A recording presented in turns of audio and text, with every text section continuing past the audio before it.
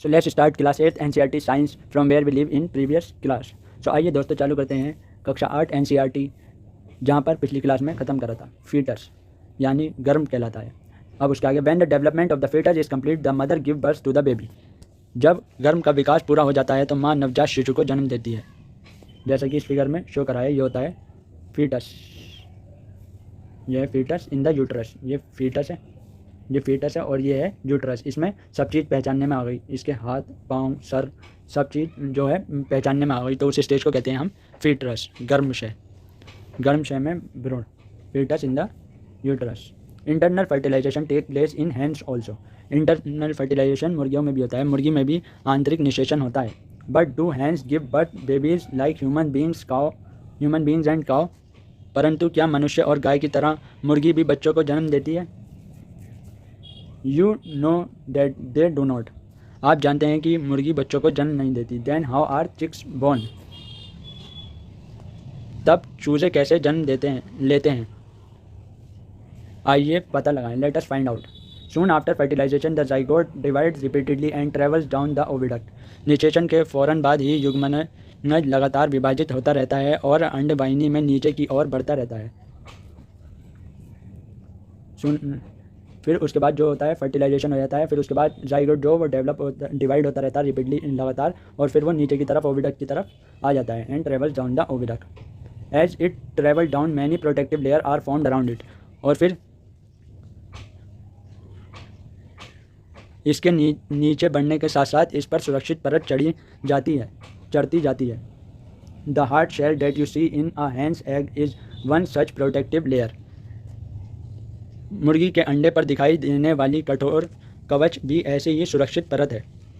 जो मुर्गी के ऊपर जो कवर दिखाई देता है, द हार्ड शेल, जो ऊपर हार्ड शेल दिखाई देती है हैंस एग में, मुर्गी के अंडे के ऊपर जो कवर दिखाई देता है, तो वो is one such protective layer, वो भी एक प्रोटेक्टिव लेयर ही है, यानी सुरक्षित परत है जो सुरक्षा प्रदान करती है। उसके अंदर जो मटेरियल होता है, उसके अंदर जो फीटस होता है, तो वो उसके लिए सुरक्षित प्रोटेक्शन प्रोवाइड करती है। After the hard shell is found around the developing embryo the hen finally lays the egg.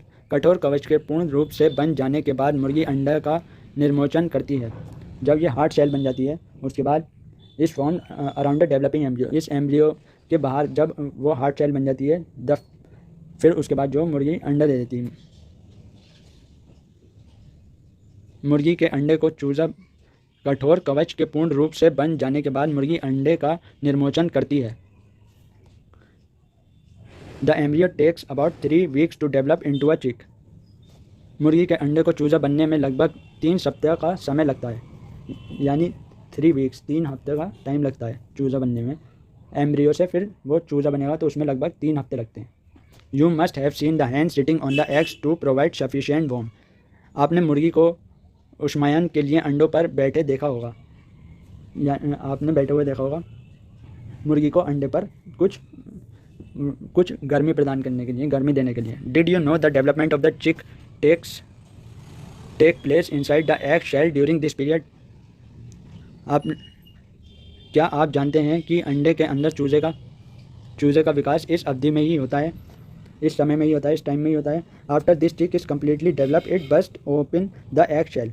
जब चूजे के पूर्ण रूप से विकसित होने के बाद कवच के प्रस्फोटन के बाद चूजा बाहर आता है। जब चिक पूरी तरीके से डेवलप हो जाता है तो फिर वो बस्ट करके, अंडा फोड़ करके, प्रस्फोटन के बाद चूजा बाहर आता है। Open the egg shell in animals which undergo external fertilisation.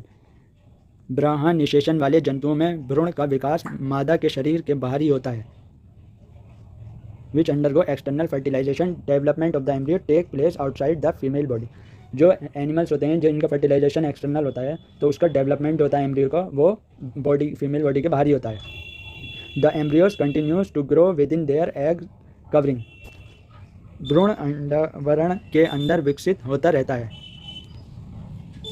भ्रूण का विकास पूर्ण होने पर अंडजोत्पत्ति होती है। After the embryos develop, the eggs hatch. You must have seen numerous tadpoles swimming in ponds and streams. आपने तालाब अथवा झरने में मेंढक के अनेक टैडपोल तैरते देखे होंगे। So thank you for watching.